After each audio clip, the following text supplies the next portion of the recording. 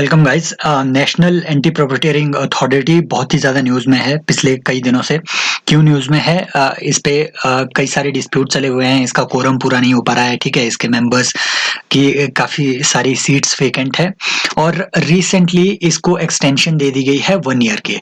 Basically इस authority को GST act के अंडर इसको 2017 में बनाया गया था और अभी हाल ही में 1 साल की इसको एक्सटेंशन मिली हुई है। क्यों? क्योंकि कुछ केसेस इसके पेंडिंग चले हुए थे और ये काफ़ी ज़्यादा न्यूज़ में है ये 2017 के बाद से। और यूपीएससी ने अभी तक मतलब बहुत ही ज़्यादा हैरानी की बात है कि अभी तक इस अथॉरिटी से यूपीएससी ने प्री में क्वेश्चन बनाया ही नहीं है।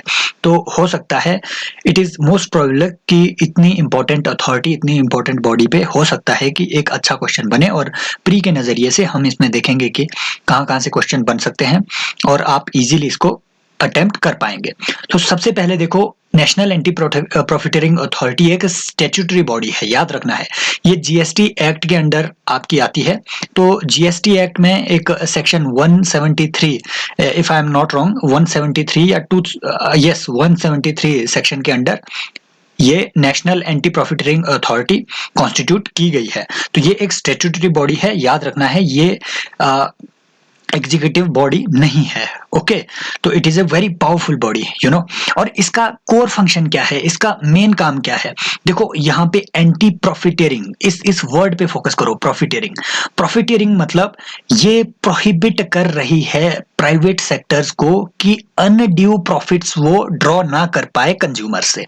अनड्यू प्रॉफिट्स का मतलब है कि कंज्यूमर से जीएसटी के नाम पे कोई कंपनी ठगी ना कर पाए।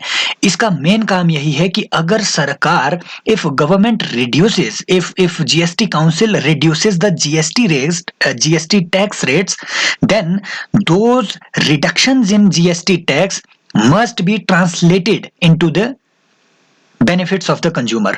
तो कंज्यूमर्स को भी रिड्यूस्ड रेट्स मिलने चाहिए अगर उस पे जीएसटी कम हो रहा है तो, राइट। अदरवाइज क्या होता है, सरकार तो जीएसटी कम कर देगी, ओके, लेकिन कंपनियां चार्ज करती रहेगी कंज्यूमर से वही रेट, वही पुराना रेट, और इससे उनके प्रॉफिट्स बढ़ते जाएंगे।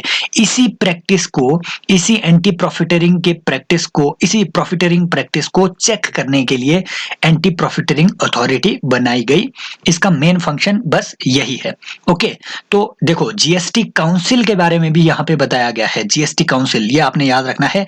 जीएसटी काउंसिल, हालांकि आपको लग सकता है कि ये एक स्टैट्यूटरी बॉडी है जीएसटी एक्ट के अंडर, लेकिन नहीं, ये एक कॉन्स्टिट्यूशनल बॉडी है। Under article 279 A of the constitution GST council constitute की गई है। तो ये एक कॉन्स्टिट्यूशनल बॉडी है। इस पे एक अलग से लेक्चर बनाया जाएगा, कल तक लेक्चर अपलोड हो जाएगा और बहुत ही इंपॉर्टेंट है। यहां से भी क्वेश्चन अच्छे से आपका बन सकता है, ओके। तो देखो, मैंने आपको बताया प्रॉफिटियरिंग को इसने रोकना है, एंटी प्रॉफिटियरिंग अथॉरिटी ने। अनड्यू प्रॉफिट्स को कैसे? कि भैया अगर टैक्स रेट्स कम हो रहे हो, जीएसटी के टैक्स रेट्स कम हो रहे हो, तो उसका बेनिफिट्स कंज्यूमर तक पहुंचना चाहिए। और साथ ही साथ अगर कोई कंपनी इनपुट टैक्स क्रेडिट, अगर कोई कंपनी सरकार से इनपुट टैक्स क्रेडिट ले रही है किसी भी प्रोडक्ट के लिए, तो उसका बेनिफिट भी आगे कंज्यूमर तक पहुंचना चाहिए। ये काम भी है आपकी एंटी प्रॉफिटियरिंग अथॉरिटी का। जिन्हें पता नहीं है कि इनपुट टैक्स क्रेडिट क्या है, तो देखो, सरकार का एक मैकेनिज्म है। सरकार क्या करना चाहती है कि सरकार चाहती है कि आपकी जो मैन्युफैक्चरिंग है विद इन कंट्री वो इंक्रीज हो। इसके लिए कंपनियों को चाहिए कि आपको, वो कंपनियों को सस्ता माल, सस्ता जो रॉ मटेरियल है, इनपुट मटेरियल है, वो सस्ते में प्रोवाइड हो। इसी को फुलफिल करने के लिए सरकार ने इनपुट टैक्स क्रेडिट का सिस्टम लाया हुआ है। इसका मतलब ये होता है कि अगर कोई कंपनी कहीं से इनपुट्स लेती है, रॉ मटेरियल लेती है और उसमें जीएसटी पे करती है, साथ में इसको अपने प्रोडक्ट पे भी जीएसटी पे करना पड़ रहा है, तो ये तो डुअल टैक्सेशन हो गया उस कंपनी पे। तो सरकार क्या करती है, ठीक है, जो आपने इनपुट्स पे टैक्स दिया है, सरकार उसको कंपनी को वापस दे देगी। ये हुआ आपका इनपुट टैक्स क्रेडिट। तो इस मैकेनिज्म का फायदा भी कंज्यूमर्स तक पहुंचना चाहिए। ये कौन इंश्योर करेगा? आपकी एंटी प्रॉफिटियरिंग अथॉरिटी। याद रखना है, ये एक मिनिस्ट्री ऑफ फाइनेंस के अंडर आती है। जहां भी जीएसटी की बात आ रही है, जहां भी जीएसटी की बात आएगी, मतलब मिनिस्ट्री ऑफ फाइनेंस के अंडर ही वो आपका पूरा मैकेनिज्म होगा। ये मिनिस्ट्री ऑफ कॉर्पोरेट अफेयर्स के अंडर नहीं है। यहाँ पे आपका अच्छी एक कंफ्यूजिंग स्टेटमेंट यूपीएससी बना सकता है। नेक्स्ट इज कि अथॉरिटी का मेन फंक्शन, ये मैंने आपको बता दिया कि भैया जो भी रजिस्टर्ड सप्लायर्स हैं जीएसटी के अंडर, जो रजिस्टर्ड सप्लायर्स हैं जीएसटी के अंडर, उन पे नजर रखना है, ये बात इंश्योर करना है कि जो जीएसटी के टैक्स रेट्स रिड्यूस हो रहे हैं उस रिडक्शन का फायदा कंज्यूमर तक पहुंचे। नेक्स्ट बात है कि इसका कंपोजिशन क्या है, याद रखना है कि चेयरमैन, एक इसमें चेयरमैन होता है और 4 इसमें टेक्निकल मेंबर्स होते हैं। एक बेसिकली अलग से इनकी अपनी एक स्टैंडिंग कमेटी भी होती है, लेकिन उसके बारे में पढ़ने की जरूरत नहीं है। तो स्टैंडिंग कमेटी को छोड़िए, इसका मेन कंपोजिशन है कि एक चेयरमैन होता है और 4 टेक्निकल मेंबर्स होते हैं। इन सबको अपॉइंट करती है सेंट्रल गवर्नमेंट। इंपॉर्टेंट बात यह है कि अथॉरिटी के पास इतनी ज्यादा पावर है, अथॉरिटी के पास इतनी ज्यादा पावर है कि ये किसी भी कंपनी को बोल सकती है कि आप अपने प्राइसेस को रिड्यूस करो, या फिर उस कंपनी पे पेनल्टी भी लगा सकती है अगर उसने जीएसटी लॉ को कंट्रावीन किया है, या फिर एक्सट्रीम केसेस में इवन ऑर्डर भी कर सकती है रजिस्ट्रेशन के कैंसिलेशन को। मतलब जो जो किसी कंपनी का जीएसटी रजिस्ट्रेशन नंबर है उसको ये कैंसिल तक कर सकती है, इतनी पावरफुल ये अथॉरिटी है, राइट। अब इसमें प्रोसेस समझिए कि जीएसटी के अंडर अगर ऐसी कोई प्रॉफिटेरिंग एक्टिविटी कोई कंपनी कर रही है तो उसके खिलाफ अगर अगर किसी को आवाज उठानी है, राइट, तो ये अथॉरिटी आपके काम कैसे करती है। देखो, सबसे पहले कंज्यूमर, जो कंसर्न्ड कंज्यूमर होगा वो क्या करेगा, एक एप्लीकेशन डालेगा।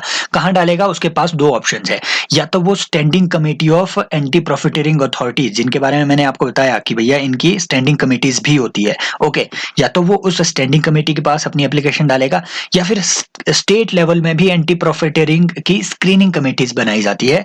ये हर स्टेट में अलग अलग होती है। इन दोनों के पास कोई भी कंज्यूमर पहले एप्लीकेशन डालेगा, यहाँ पे इसकी स्क्रीनिंग होगी, ओके, यहाँ पे इसकी स्क्रीनिंग होगी, और अगर अगर इन कमेटीज को लगता है कि हाँ इस एप्लीकेशन में कुछ दम है, इस कंप्लेन में कुछ दम है, तो ही इन्वेस्टिगेशन के लिए इसको भेजा जाएगा directorate general of anti profiteering, और ये एक अटैच्ड ऑफिस है under ministry of finance. Directorate general of anti profiteering का काम बस इन्वेस्टिगेशन होता है, और ये मैटर फिर भेजा जाएगा एंटी प्रॉफिटेरिंग अथॉरिटी के पास। यहाँ पे एडजुडिकेशन होगा उस डिस्प्यूट का। ये अथॉरिटी देखेगी, एंटी प्रॉफिटेरिंग अथॉरिटी देखेगी कि हाँ क्या इसने, इस पर्टिकुलर कंपनी ने लॉ को कंट्रावीन किया है या नहीं किया है, और उसके बाद ये अपना डिसीजन देगी।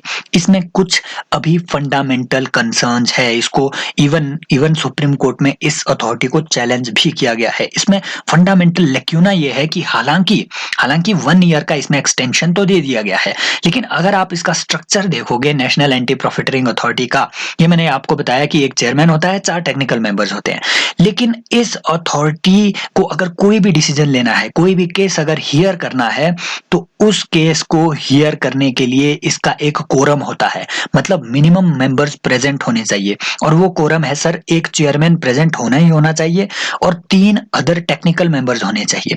मतलब 4 मेंबर्स कम से कम हर केस को हियर करने के लिए चाहिए ही चाहिए।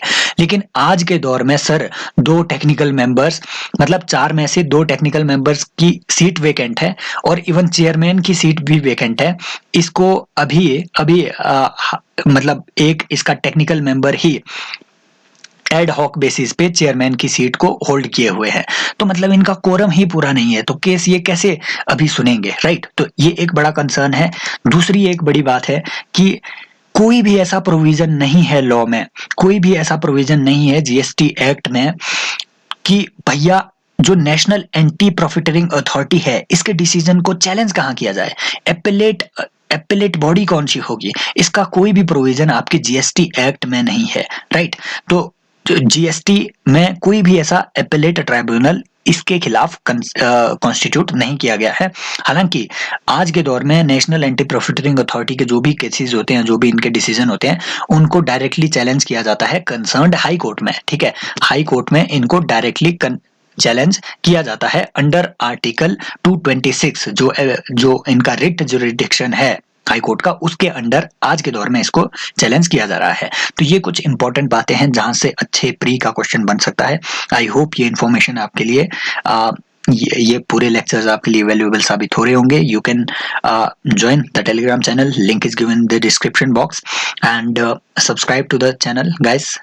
I'm in need of your support. Okay, thank you.